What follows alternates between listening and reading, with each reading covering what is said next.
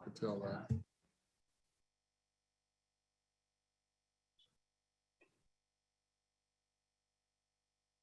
Mr. Chairman, we do have quorum and it is the appointed time.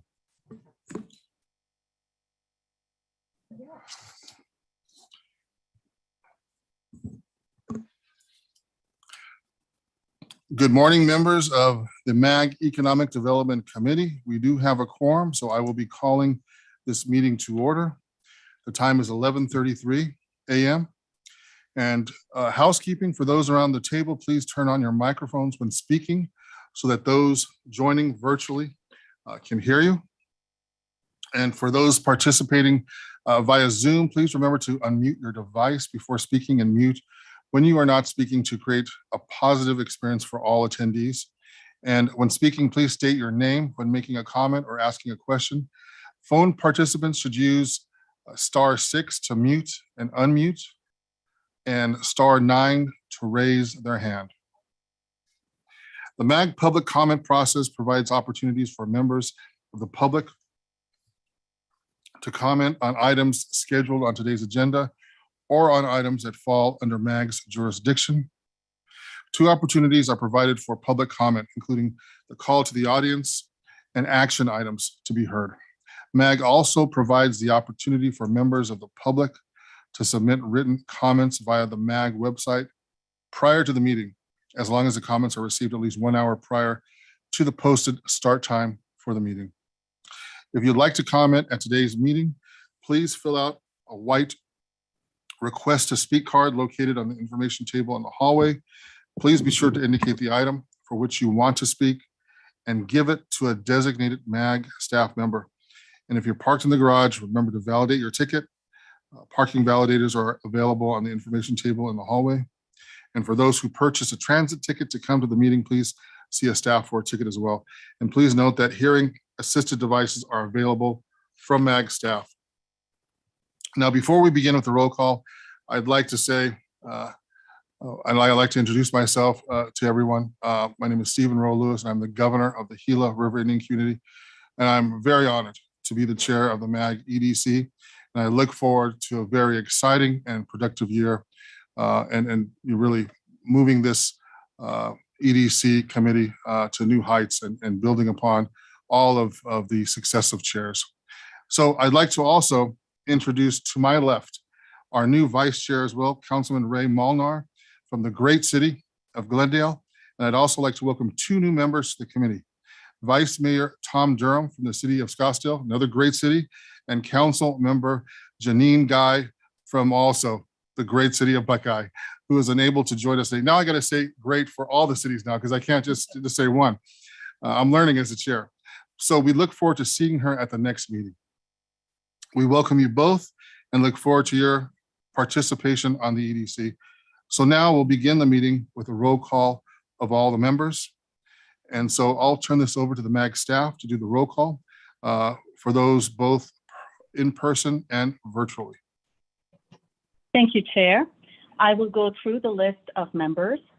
Please make sure you're unmuted by pressing *6 if you're joining virtually and indicate you're present when I call your name. Ruben Alonso. Present. Steve Best. Steve Best. Tony Bradley. Present. Paul Carden. Here. Councilmember John Durham.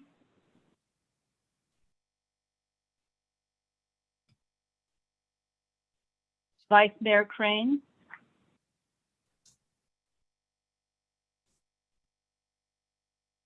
Vice Mayor Crane. Vice Mayor Edwards. Present. Supervisor Thomas Galvin. James Griffiths. Here. Vice Mayor Hampton. Here. Mayor Hermosillo. Here. Sintra Hoffman. I'm here. Councilmember Judd. Here. Vice Mayor Keating, Here. Jim Kenny, Here. Mayor LaVault,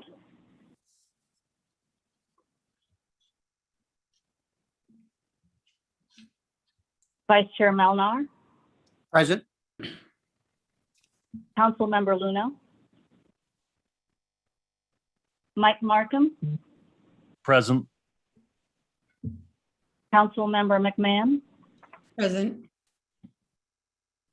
Councilmember O'Brien, Present. Councilmember Oliphant, Councilmember Janine Guy, who's noted that she's not here, Councilmember Pineda, Here. Darcy Renfro, Here. Vice Mayor Rowe, Mark Sanders, Present. Todd Sanders, Councilmember September, Councilmember Smith, Here. Marisa Walker, Bob Worldsley, Here. I'm here. and Chairman Lewis. Here. Confirming that we have quorum. I may have misheard my name. This is Vice Mayor Durham. I'm here. Thank you, Vice Mayor Durham. Is there anyone else whose name I didn't call? Yes, Michael LaVault just logged on. Thank you, Mayor LaVault. Anyone else? Thank you. This concludes roll call. Okay, thank you. We'll move on to the second item, which is the Pledge of Allegiance. So please join me and stand if you're able. I pledge allegiance to the United States of America and to the republic for which it stands, one nation, under God, indivisible, with liberty and justice for all.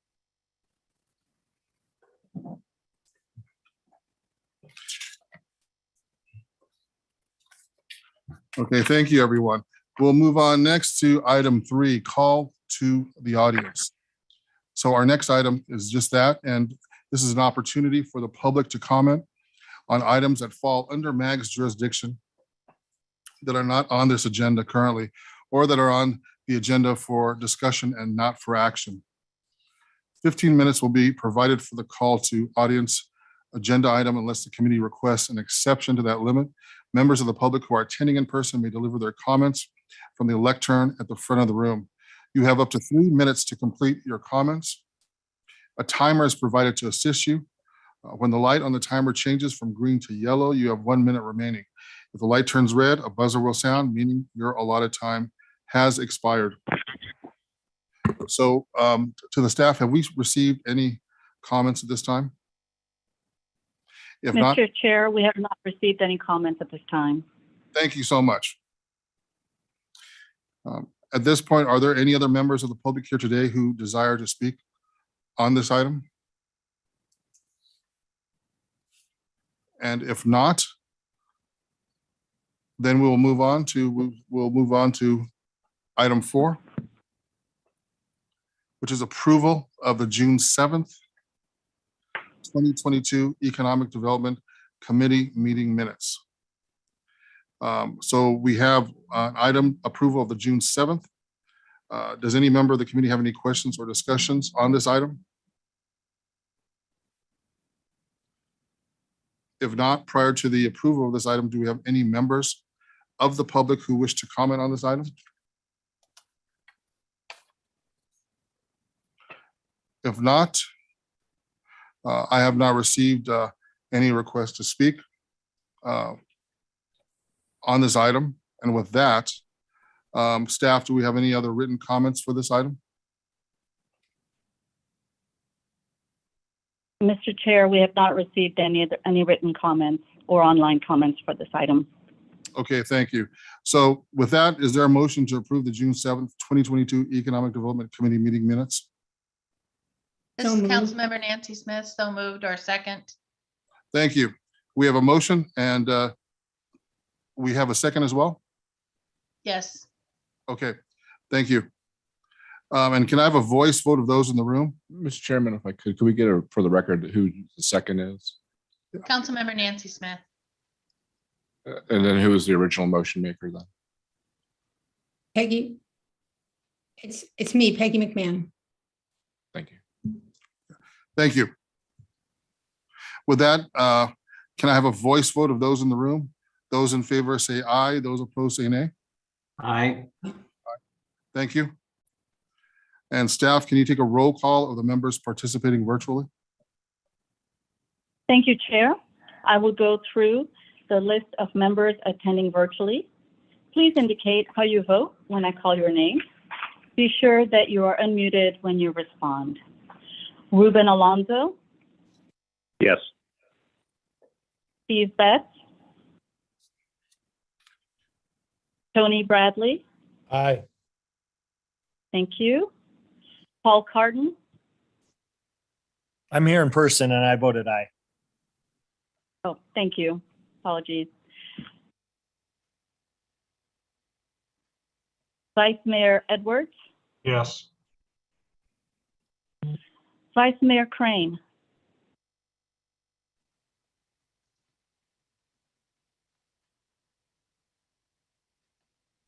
James Griffiths, Yes. thank you. Vice Mayor Hampton, Yes. thank you. Mayor Hermosillo, Yes. thank you. Centra Hoffman, Yes. thank you. Councilmember Judd, Yes.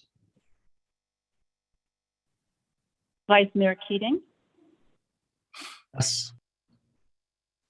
thank you. Jim Kenny, Aye. Mayor Laval, thank you. Yes. Mayor Laval, thank you. Councilmember McMahon, Yes. thank you. Councilmember O'Brien, Councilmember Oliphant, Councilmember Janine Guy, Councilmember Pineda, Aye. thank you. Darcy Renfro, Aye. thank you. Vice Mayor Rowe, Mark Sanders, Aye.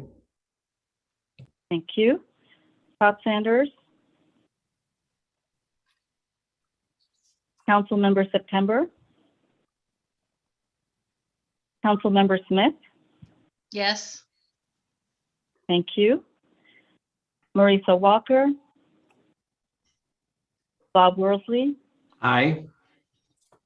thank you. Chair Lewis, Here. thank you. Is there anyone whose name I did not call for this role, for the vote? Vice Mayor Durham. I vote yes. Thank you, Vice Mayor. Noted. Anyone else? Mr. Chair, the motion passes unanimously. Thank you. With that, the motion passes and we'll move on to agenda item 5, the MAG Economic Development Report. And so we'll have our MAG Policy and Government Relations Director, Nathan Pryor, who will give the report at this time. Mr. Pryor. Great. Thank you, Mr. Chairman, members of the Economic Development Committee. First off, just want to note a staffing change. The voice that you've been hearing is Sapna Gupta. She is a senior policy planner here at MAG. Of course, Denise McClafferty has actively coordinated the EDC meetings since its inception, going back to November 2010. Denise continues on as a member of our policy and government relations team here at MAG. Her work has been invaluable in creating and establishing the EDC committee as to what it is today from the staff side. So thank you to Denise. But we're looking to share our responsibilities and grow our staff here at MAG. So again, Sapna Gupta will now be coordinating EDC meetings and activities. So just noting that housekeeping change. So thank you to Denise and Sapna. Next slide, please. Back in early June, there was a delegation trip to Hermosillo, Sonora. That was at the request and invitation of Mayor Estiazaran, City of Hermosillo. So we had a number of our elected officials here from the region attend, including Mayor Alexis Hermosillo from El Mirage, Supervisor Sellers from Maricopa County, Vice Mayor Hampton from the City of Goodyear, and a council member Mike Markham from City of Tempe. Other participants included City of Goodyear staff, El Mirage, GPEC, Salt River Project, Markham Contracting, as well as Executive Director of Economic Development and Innovation Zones, ASU, and Skybridge Development. So a good contingency from the region, from state, not just member agencies, but stakeholders and economic interest opportunities as well. So that was a real success. And some of the activities included a binational nearshoring summit that included over 80 key industry leaders and government officials from exchange and foreign investment, economic development, and sustainability best practices. Of course, there was a meeting with Mayor Estiazaran. There was a tour of a plastic manufacturing company, New Concepts Technology, as well as a meeting with State of Sonora Secretary of Infrastructure and Urban Development, Herberto Aguilar, and a meeting also with Sonoran Congress President Natalia Rivera. So the key takeaway in this is, we continue to look for opportunities to build relationships with State of Sonora and City of Hermosillo and learn about development opportunities and get to know one another as we continue to grow our respective state and regional economies in Arizona and Sonora. Next slide, please. We also hosted the Mandela Fellows. So this is a State Department program for young and emerging leaders from Africa. This is something we do with some regularity. The Mandela Fellows represent 21 countries, a variety of sectors of the private sector, including finance, consumer goods, .com, sports organizations, various branches of government and NGOs. The agenda for the day included presentations on MAG's work in economic development, transportation, human services, regional analytics, and IT. We regularly participate with Mandela programs. I think it's rewarding for our staff. We learn just as much as hopefully the participants do, the actual Mandela Fellows. So we think that's a good thing. Next slide, please.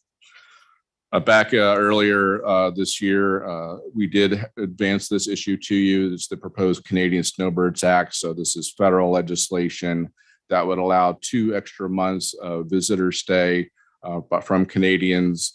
The EDC did recommend support of this, and the Regional Council did approve that support on June 22nd. Letters of support signed by Mayor Weiss, our chair of our Regional Council, were sent to Senator Sinema and Kelly, who are co-sponsoring this bipartisan effort nationally. This is looking to be included in some budget reconciliation bills in Congress this week. So there is active movement. We have been maintaining contacts with those interested parties that are advancing this in Congress, but would like to thank you for your support on this. Next slide, please. Our work continues, obviously, in conversations with Arizona and Sonora. So our Arizona Sonora Mega Region Council has an upcoming event September 1st at 2:30 p.m. This is in conjunction with the League of Arizona Cities and Towns Conference. This is always well attended. A lot of conversations on economic opportunities for our respective regions. Again, well attended. We always run long on time. The conversation just keeps going.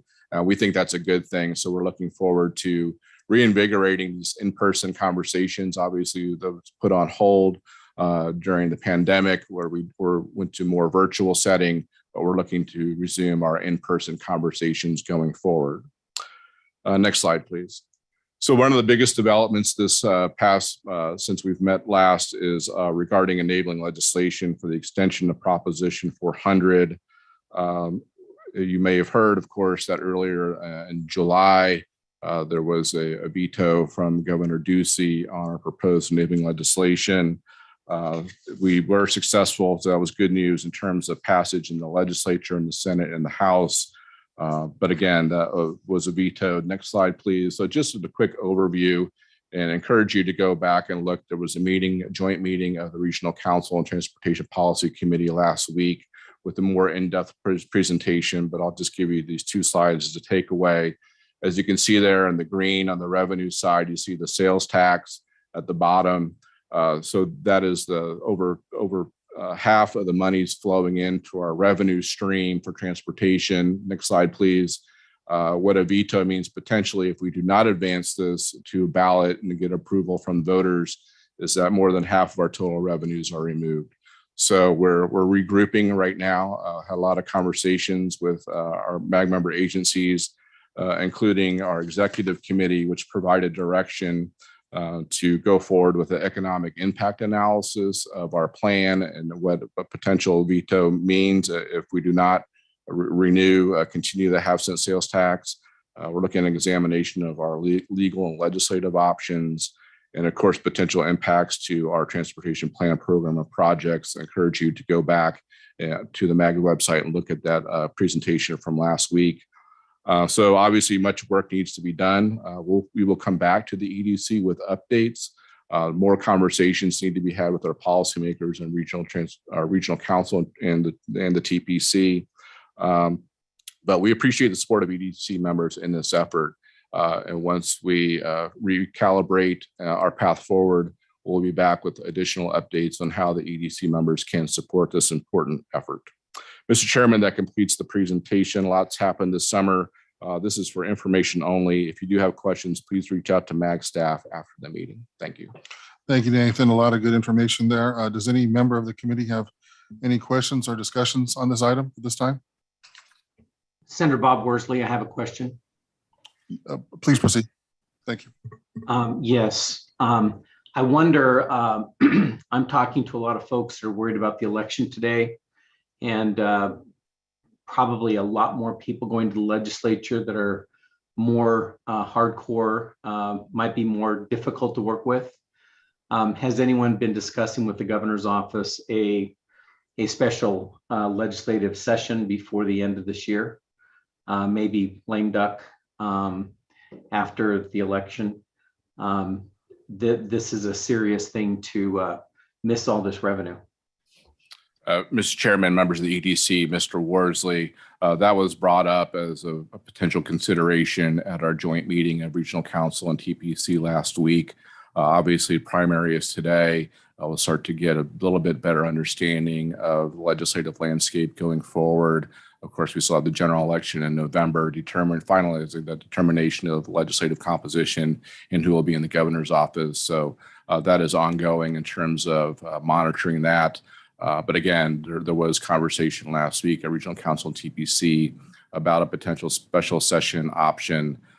So we continue to maintain communication with our agencies, working through our consultants, and determining, again, steps forward. There's a lot of options to be mapped out here, special session being simply one of them. But understand Mr. Worsley's concern about legislative composition, who's in the governor's office going forward in the new year, and what the opportunities might be here and now. So understand that, Mr. Worsley. Thank you. Are there any other comments or questions? If not, thank you, Nathan. And this item is on the agenda for information and discussion only. So we'll move on next to item 6, report on United Aviate Academy, Goodyear, Arizona. And with that, we have from United Aviate the benefits to the regional economy that will be discussed by Papia Gambelin, United Airlines Managing Director, State and Local Governmental Affairs, Western Region, will provide this report. Ms. Gambelin. Thank you, Chair. Can you hear me? Great. Well, I really appreciate the opportunity to be here with all of you, and very excited to share some updates on the Aviate program, but also what else is going on that will impact the Aviate program within the United system.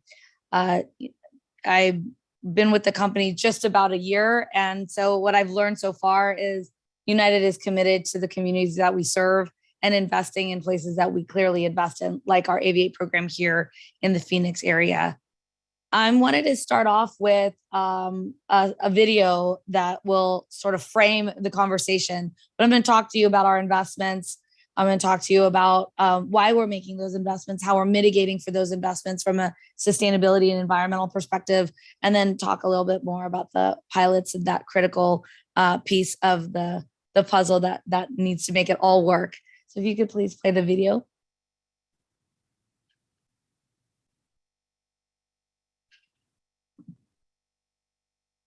This is the story of an airline. It begins a century ago. Wait, let's find a better way in. This is the story of an airline, one that's a force for good. And it's got everything. Romance, suspense, setbacks, seatbacks. It's a sci-fi story about a piece of trash that fuels a plane to help protect the planet. It's a rescue story to save a connecting flight told over and over and over again. And a coming-of-age story about a little girl who dreamed she could fly, and then did. Trust me, you won't want to put this one down. In fact, you can't because you're in it. Yes, you! Along with thousands of other hero characters on a mission to do good in the air and beyond, making the world a happier, friendlier, safer, greener, more inclusive, more fascinating place. The end. No, wait, that's not right. This story doesn't have an ending. But that's kind of the point of the story. We're never finished because this is the story of an airline when good leads the way. So let's talk about our investments.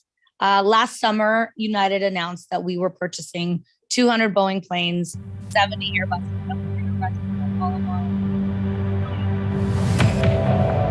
It's an icon. It was a And so with that total investment, what we anticipate is getting a plane a day every 3 days, starting in 2023 through 2026. That's a lot of planes. So we need those pilots. In these planes, one of the things that we anticipate obviously is much more, making ourselves more appealing to our customers. So it includes high definition screens, the ability to connect with your own personal Bluetooth. We'll have charging ports and electrical charging at each seat, as opposed to now you see that in certain sections of the plane. Carry-ons for everybody. So no more will you see that experience of having people check on a bag at the gate. We want everyone to be able to bring their bags onto the planes. But what does all this mean? So more destinations, that's our commitment. We want more dots on the map between United and our Star Alliance partners.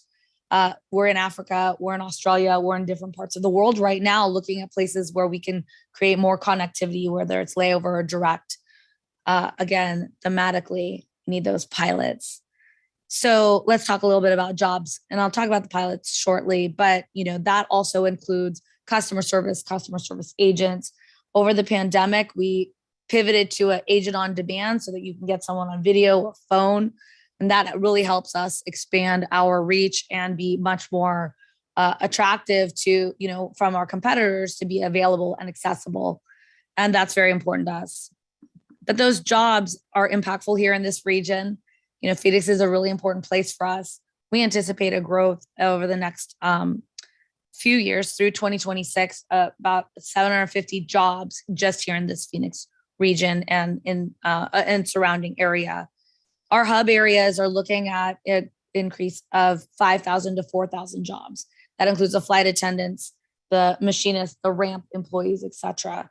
And like I said, I'm saving the best for last on our pilots and how Aviate's going to really help with that. But as we know, all of this makes a huge impact on the environment. And so we wanted to also ensure that we had in place a way to invest in our sustainability efforts. So since 2015, United started United Ventures. It's basically a VC firm looking for technologies and innovation to invest in that will help the aviation community industry at large to innovate near term and also long term. So our pillars or priorities include sustainability at large. SAF is our biggest opportunity, sustainable aviation fuel. We want to have net zero emissions by 2050 at United Airlines, and half of that, 50% by 2035. So sustainable aviation fuel and jet fuel is the way to make that happen. So that's an opportunity here in Arizona to explore and look for those companies and build them here, because we want to be able to continue to have our fuel sources where we're operating. Aerospace, we're investing in hydrogen planes. You know, that's wild, but there are companies that are doing that. And Archer Aircraft, they're an electric air taxi. They plan to fly 60 miles at 150 miles an hour.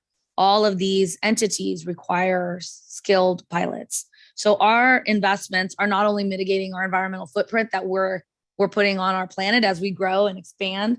And obviously these planes have improvements that help mitigate that, but we also need a workforce that can support these new technologies. And we're very interested in investing in that.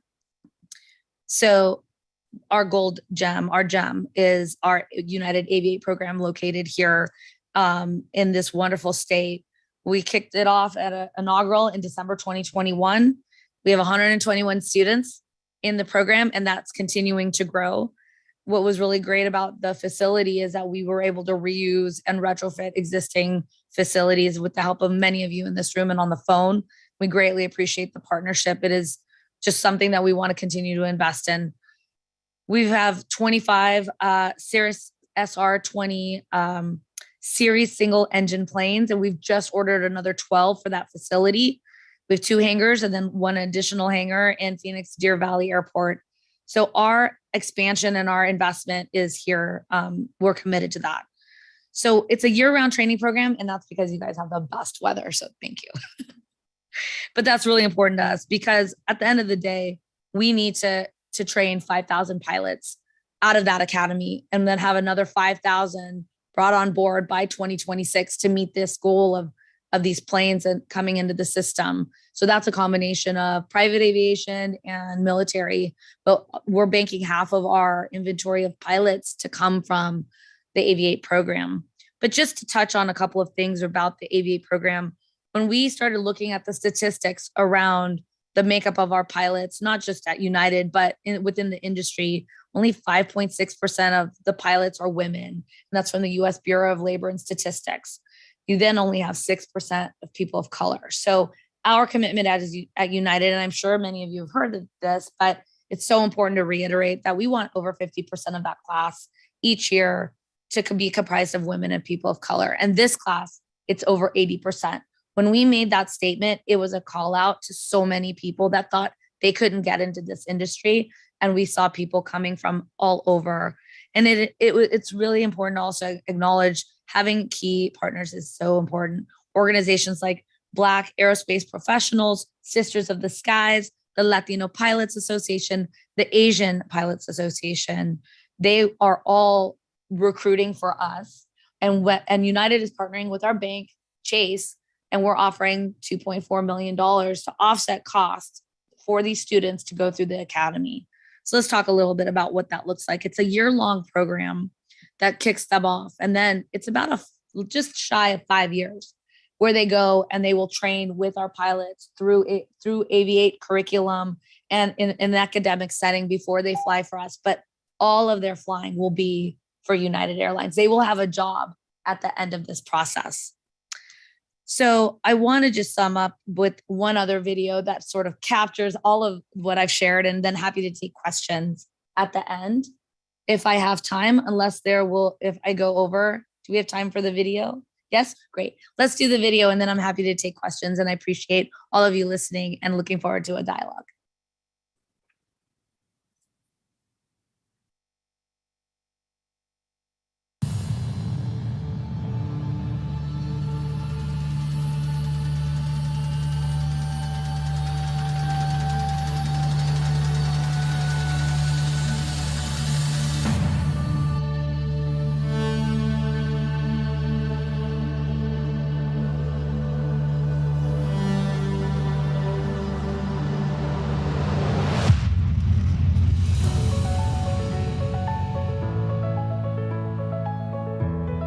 San Francisco to Sydney, Boston to London, New York to Johannesburg. We know all about charting flight paths. We're an airline, after all. But there's a question we keep asking ourselves, that we've been asking ourselves. How can we chart an entirely new type of path? Let's do more and be about more than anyone thought possible before. Let's get rid of change fees. Let's be more sustainable by going 100% green by 2050. This is our chance to start a revolution and make a difference that will last for generations to come.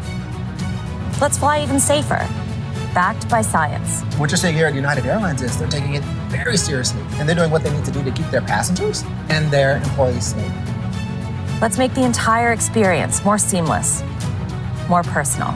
Do you prefer an aisle or a window? And whoever you are and wherever you're going, let's make you feel welcome. We believe every person has the right to expect the highest level of service, regardless of belief, background, color, or creed. We're going to have over 50% of the students at the United Aviate Academy to be women or people of color. We're building a better, more inclusive, Non-stop flight from Chicago to Houston. Checked in. more connected, more local airline. With the world's most comprehensive global network of North American carriers.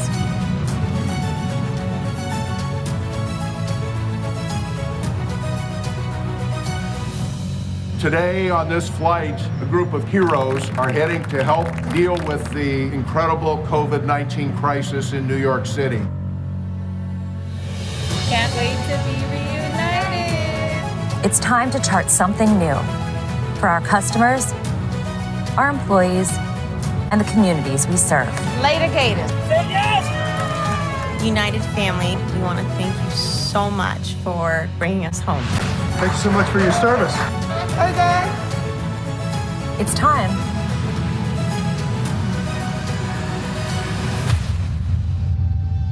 for what's next.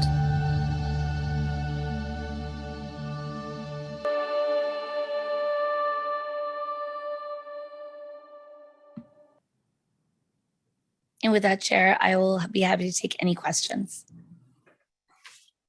Thank you for that presentation, Ms. Campbell. And does any of the members of the committee have questions or discussions on this item?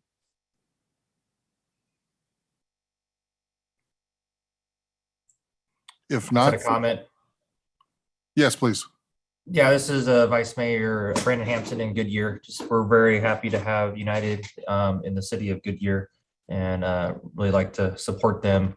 I went there for their ribbon cutting of the new facility, and I'm really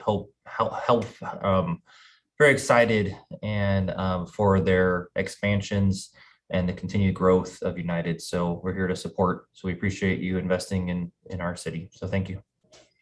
Thank you. There's no other questions or comments? Yes?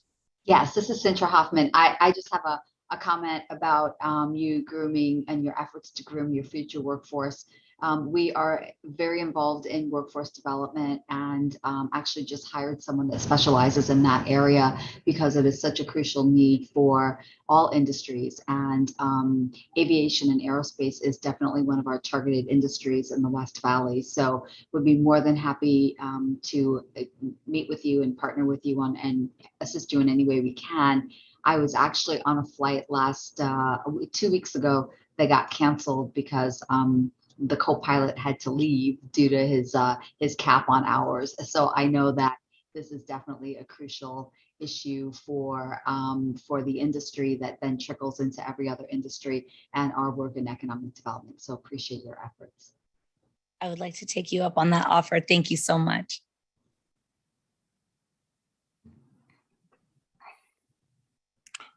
If there are no other comments or questions, again, thank you for the report. Very exciting, very, very motivating too. Thank you. This item is on the agenda for information and discussion only. So we will be going on to our next item, number 7, the 2023 Super Bowl. And I will turn this over. I'll recognize my Vice Chair, Councilman Molnar from the City of Glendale. Thank you, Governor Lewis. The 2023 Super Bowl 57 will be held at State Farm Stadium in Glendale, Arizona on February 12th, 2023. This will be the 3rd Super Bowl that Glendale has hosted and the 4th Super Bowl in the greater Phoenix area. The Arizona Super Bowl Committee plans to deliver a premier Super Bowl 57 experience, which will drive lasting social and economic impacts across our entire valley. The City of Glendale is working with the host committee along with many other partners to create a successful event. I'm pleased to introduce Brent Stoddard, Glendale Deputy City Manager, and Kyle Hedstrom, Senior Vice President, Finance and Economic Impact for the Super Bowl Host Committee, who will provide an update on the upcoming 2023 Super Bowl 57. Great. Thank you, Mr. Chairman, Councilmember Malnar, members of the Economic Development Committee. It really is, it's important that we're here before this regional group, because putting on a Super Bowl, hosting a Super Bowl is a statewide effort. It is a regional effort. The reality is that no individual jurisdiction in this state in and of themselves would even qualify to put in a bid for a Super Bowl. While Glendale may have an NFL facility, we don't have the large urban downtown core. We don't have the convention center space. We don't have the hotels and resorts and the amount of room blocks it would, like Scottsdale does, to host the extreme amount of people that will be coming in for the Super Bowl. Similar, Phoenix has all of that space but doesn't have a facility. So as you can see, it takes just to even put in a bid, it takes a regional, and from a public safety standpoint, a statewide effort.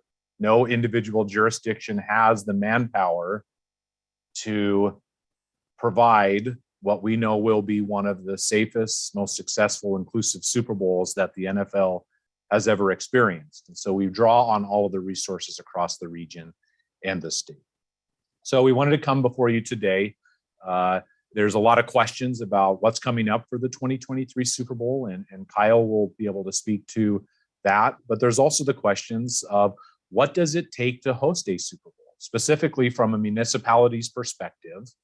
And the example and the framework and the structure that I'll share with you today is duplicated by our other partners. Councilmember O'Brien, if her team was here, she would be talking about a similar type of structure that is occurring in the city of Phoenix for all the events and the official NFL sponsored events that are happening in that city. But it is a heavy lift to put on an event like this. This is an international major sporting event that draws eyes and attention from across the globe. And we have an obligation and a responsibility as a region to make sure that all of the fans, the visitors, and the businesses that we're not only taking advantage of it, but that it's something that can continue to perpetuate benefits economic development wise and other impacts to our community now and in the future. So from the city of Glendale's perspective, we kind of operate this with a project team. I'm one of the project managers for the Super Bowl. We have 12 core operational areas, and we have several different functions that we're responsible for. In 2015, which was the last time the region and the state hosted the Super Bowl, we had the roles and responsibilities. And looking back at that event, first, the fan and visitor experience. We want everyone to come here to have the experience that we know that they will have in Arizona when they visit, so that they will come back.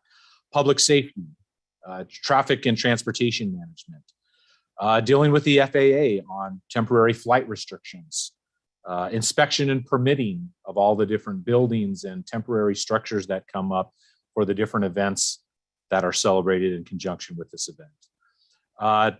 Key stakeholder coordination, communication strategies, and then of course all of the private events that pop up that come around the region that have to be either managed or coordinated so that we are kind of having this seamless experience for all of our visitors and our residents, to minimize the impact as they go about their daily lives, going to their jobs.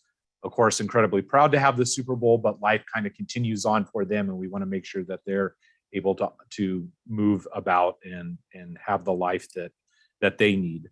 So let me walk through a couple of small examples, and this isn't comprehensive, it's not all of the things, but to give you just an idea of what it looks like looking back at 2015. So from a development services project, there were 69 projects that came into the city of Glendale alone that were in conjunction with hosting the Super Bowl.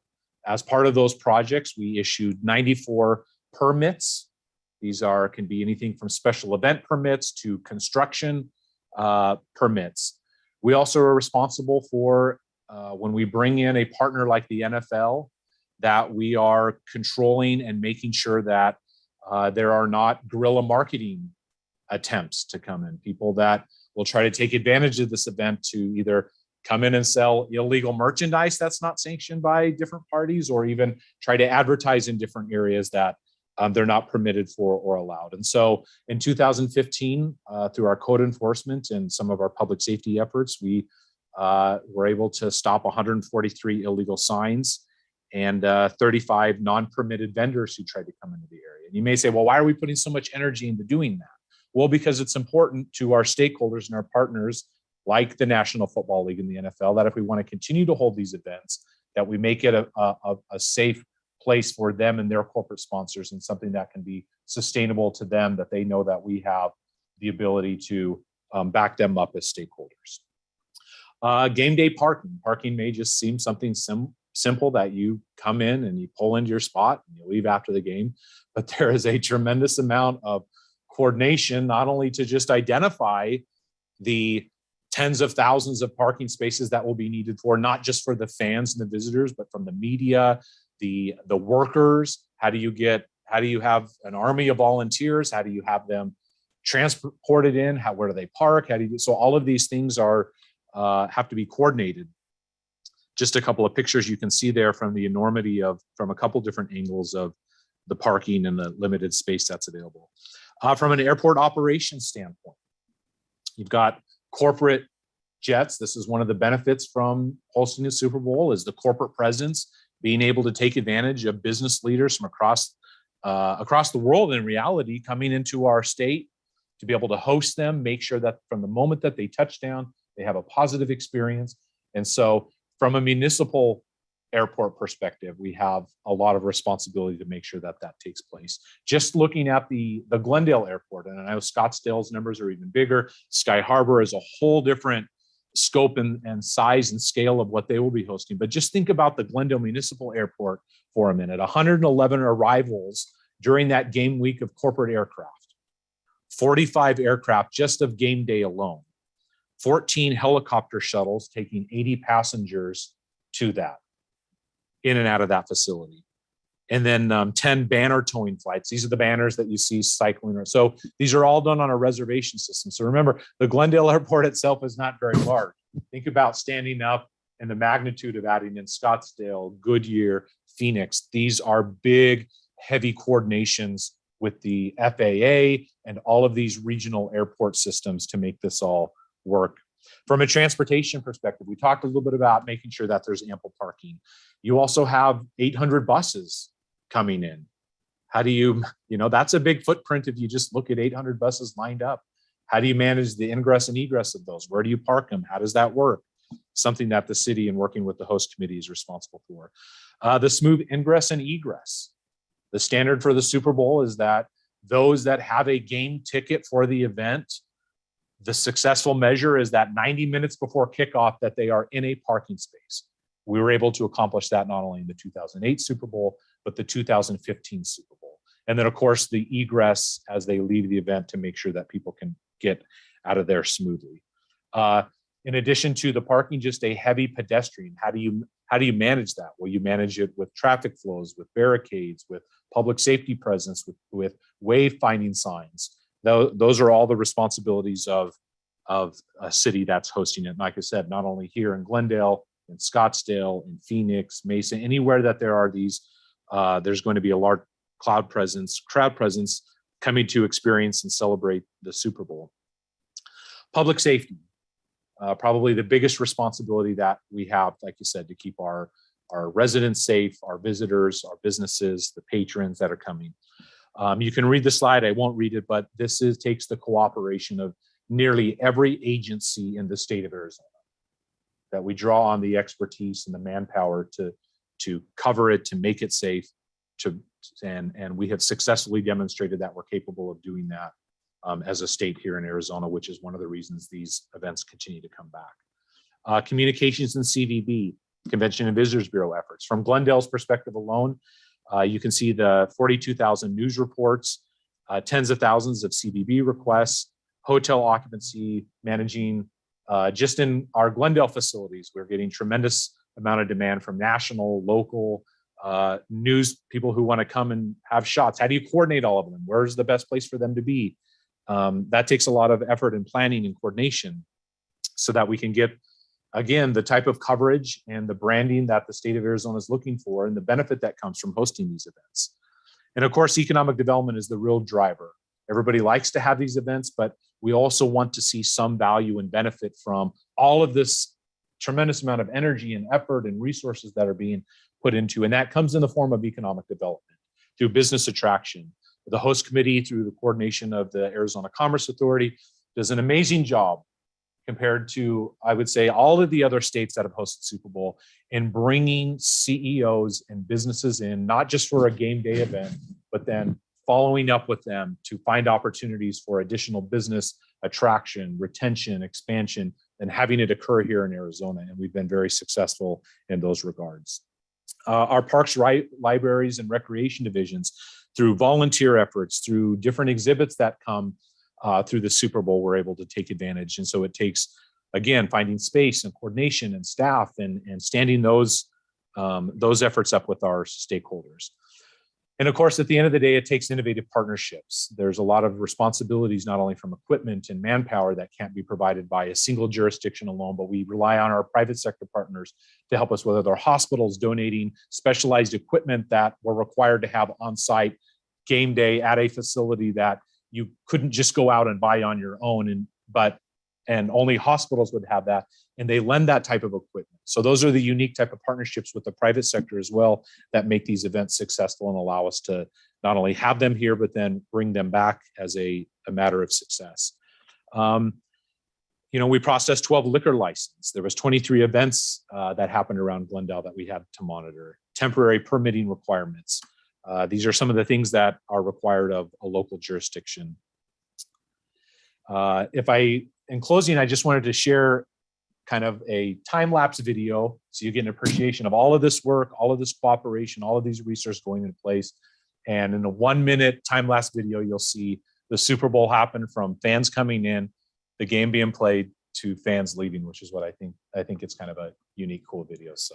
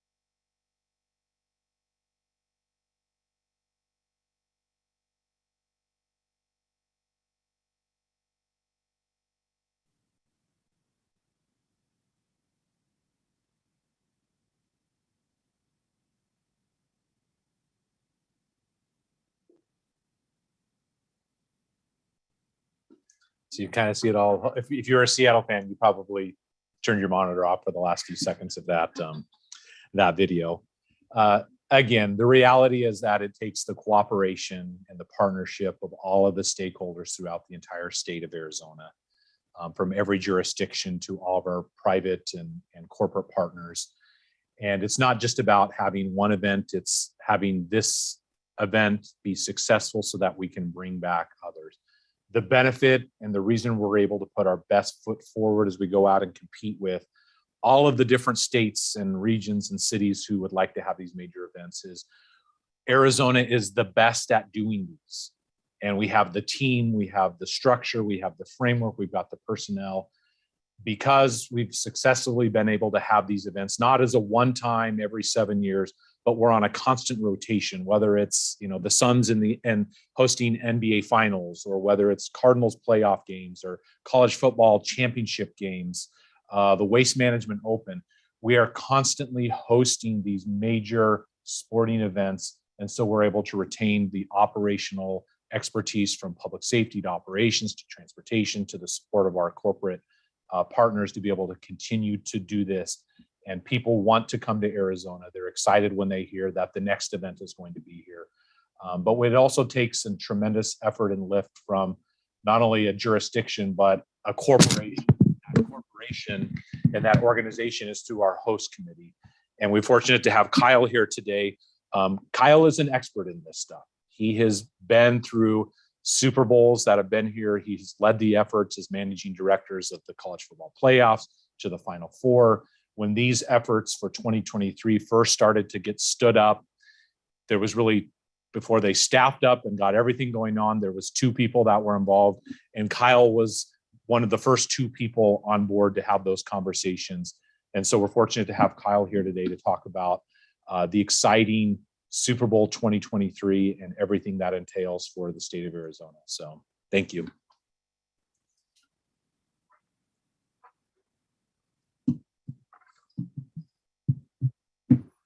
Thank you, Chairman and members of the Economic Development Committee. It's a pleasure to be here. It's exciting to talk about Super Bowl. I love my job. As Brent mentioned, I have had the lucky fortune to have worked on all 3 major sporting events that the state has hosted over the last 10 years. And now our full focus is on Super Bowl 57, which will be here in 194 days and counting. So if you see me look at my watch, that's just because it's my countdown clock to kickoff on Sunday. So again, thank you. I think you're going to hear me talk a lot about, some of the elements and some of the key parts of what makes Arizona successful in hosting these events, why we keep getting them back, similar to what Brent said. But we cannot do what we do without our partners, a number of which I know are on this committee, including the Gila River Indian community. So we thank all of you for your support, because it's not possible without you. And we are the Arizona Super Bowl host committee. I think that's important as you look. LA was the LA host committee. San Francisco will be the San Francisco. We take pride that we represent the entire state, and we do our best to drive as much success as we possibly can throughout the state, and recognition of hosting the game. So in the spirit of loving videos in our presentations, and especially around Super Bowl, I've got one and then one to finish, but start with.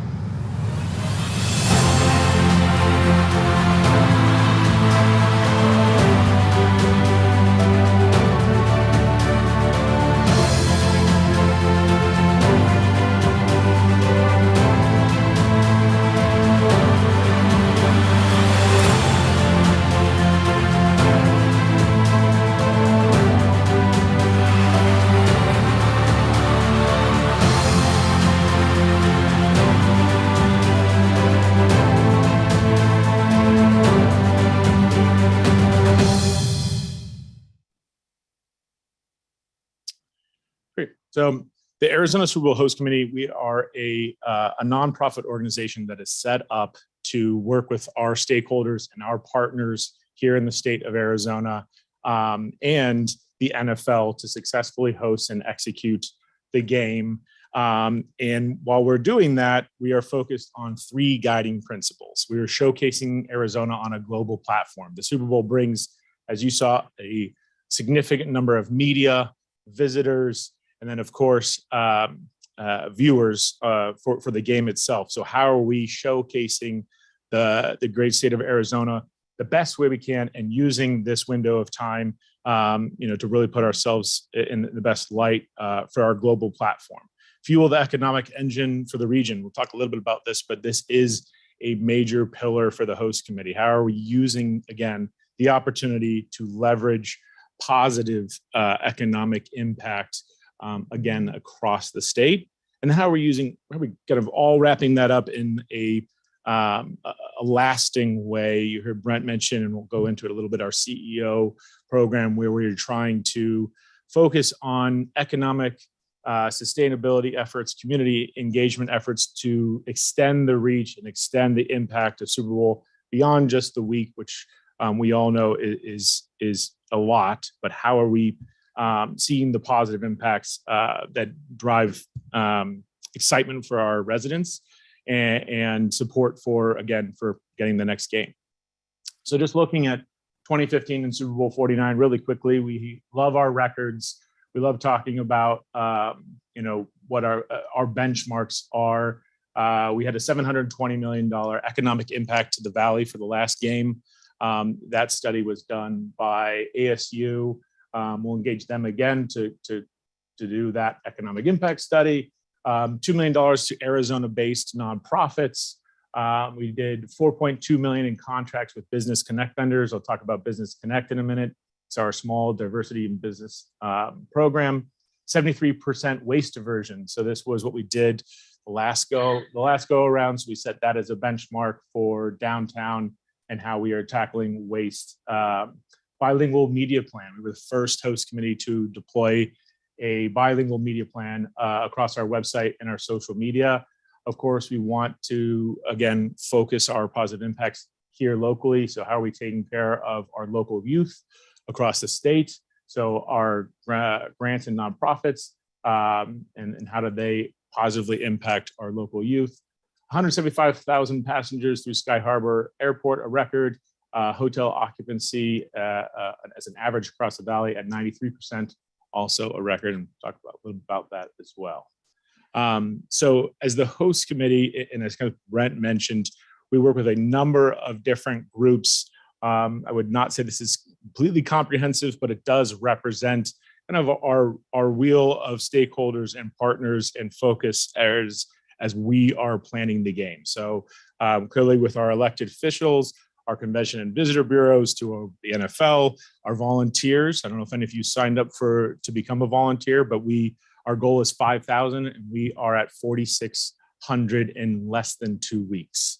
So there's clearly a demand for this game here locally, which we are incredibly excited for. It took us 5.5 months to get 5,000 volunteers for Super Bowl 49. So we welcome that and are excited that the community here is embracing the opportunity to be a part of Super Bowl.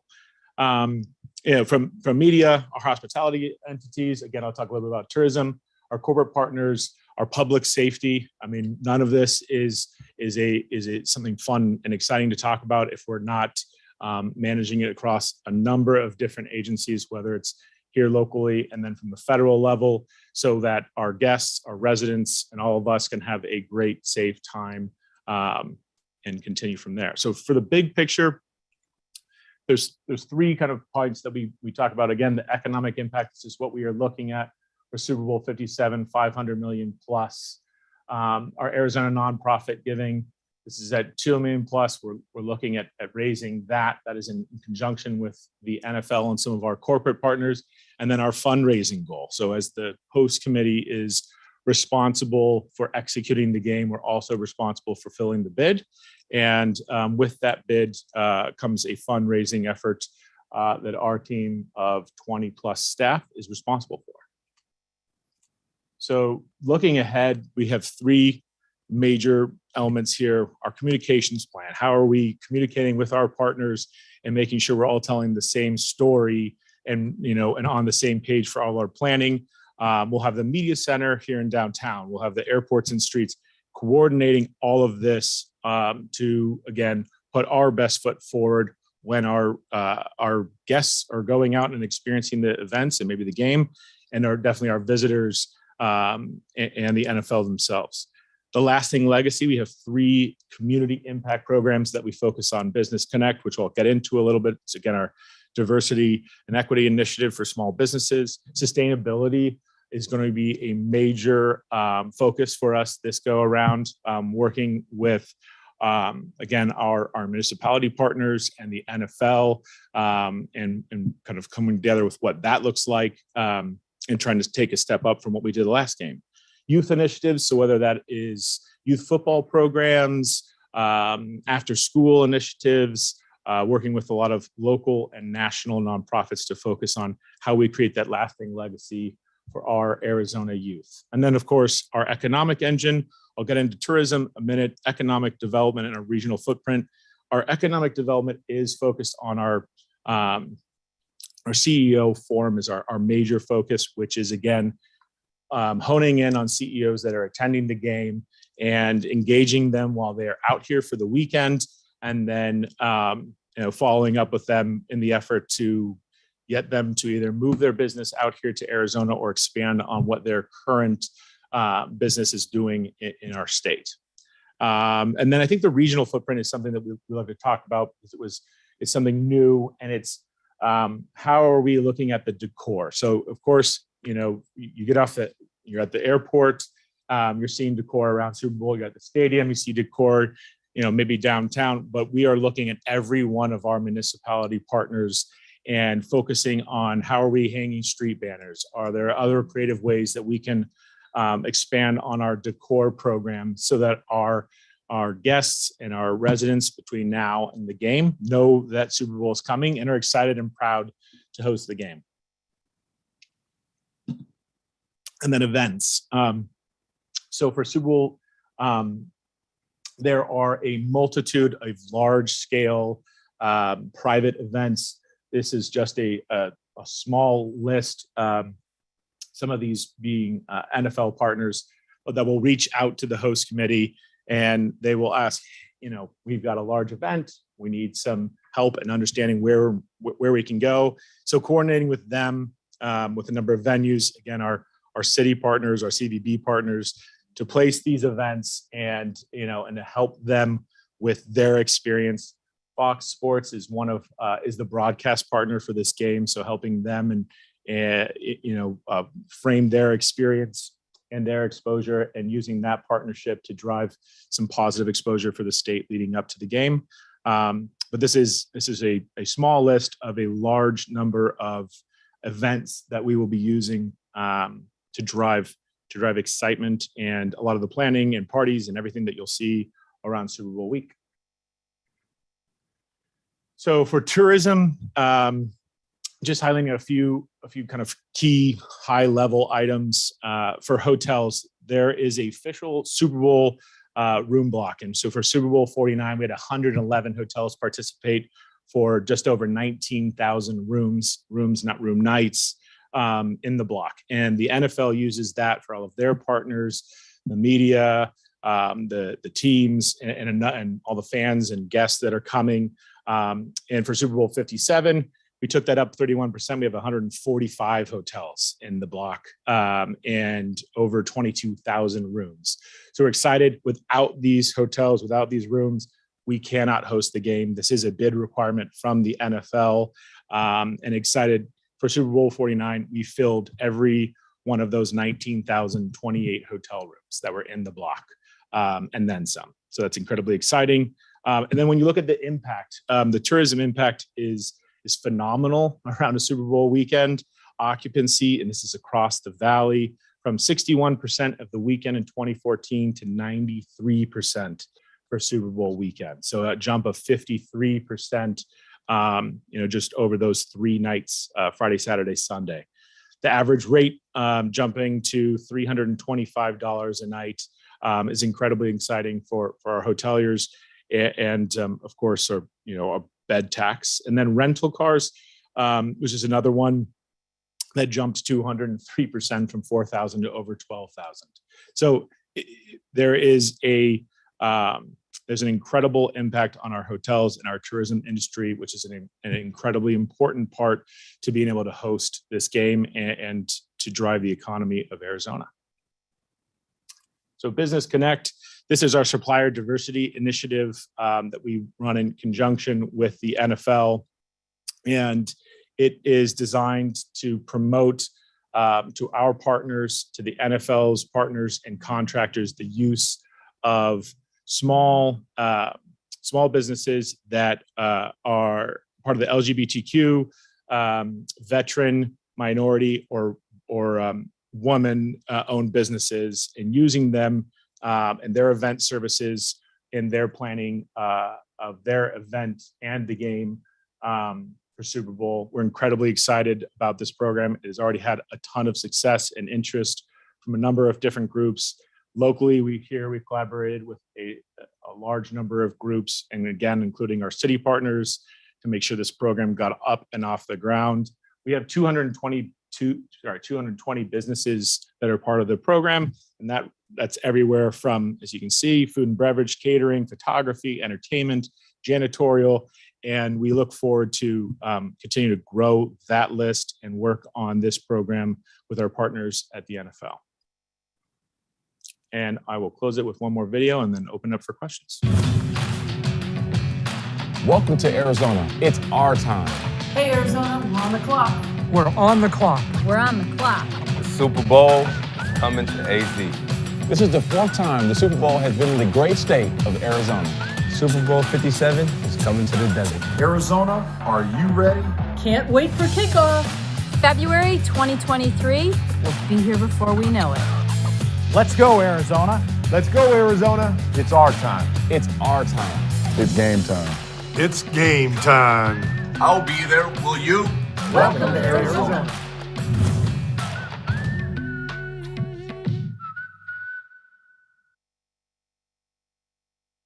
That's it.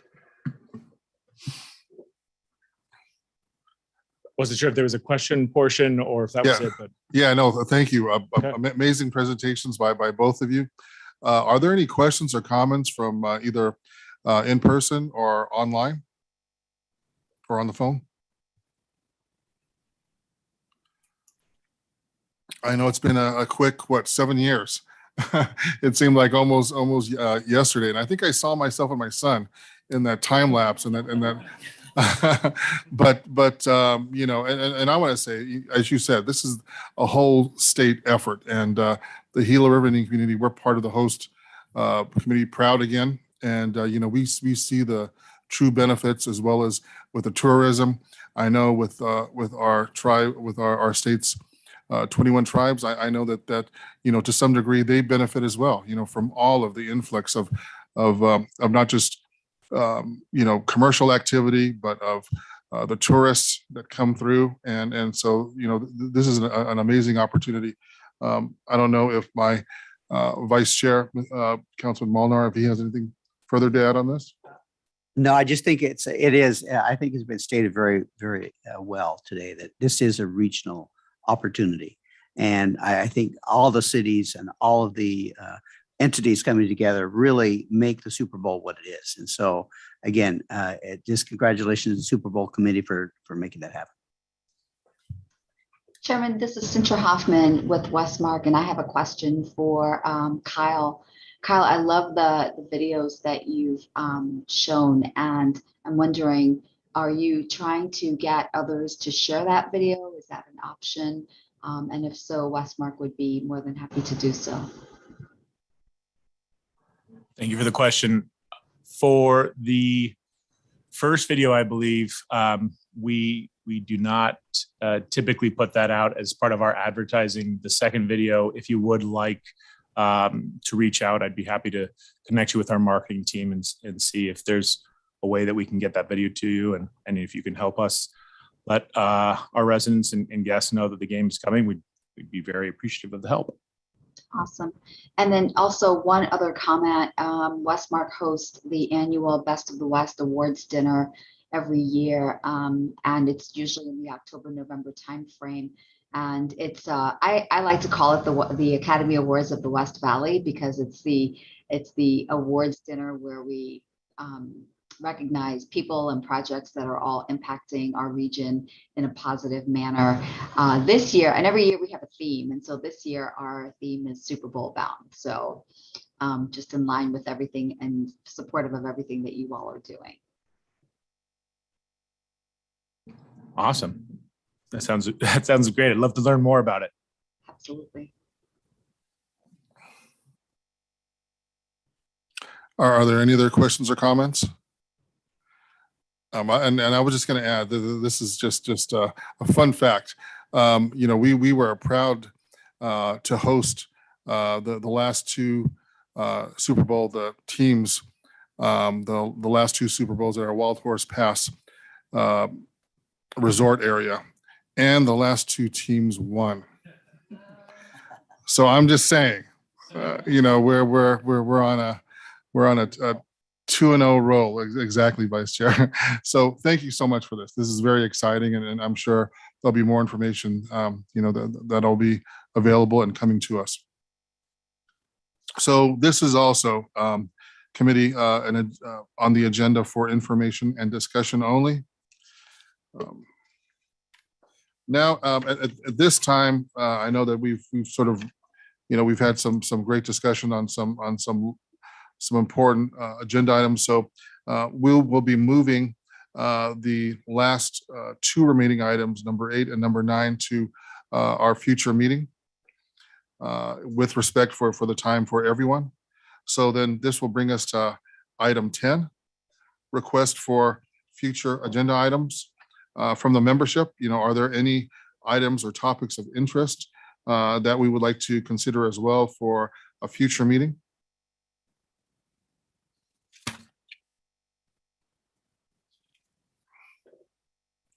And if not, then we can, we will always open for future topics. I know that there's a plethora of topics out there. So thank you.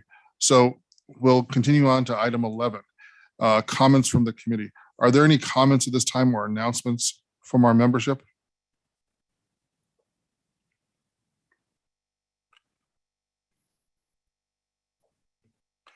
If not, we will go to adjournment. So the next, we will adjourn. Then the next meeting of the MAG Economic Development Committee will be on Tuesday, October 4th at 11:30 a.m. And with no further business, today's meeting is adjourned. The time is 12:49 p.m. Thank you, everyone. Be safe.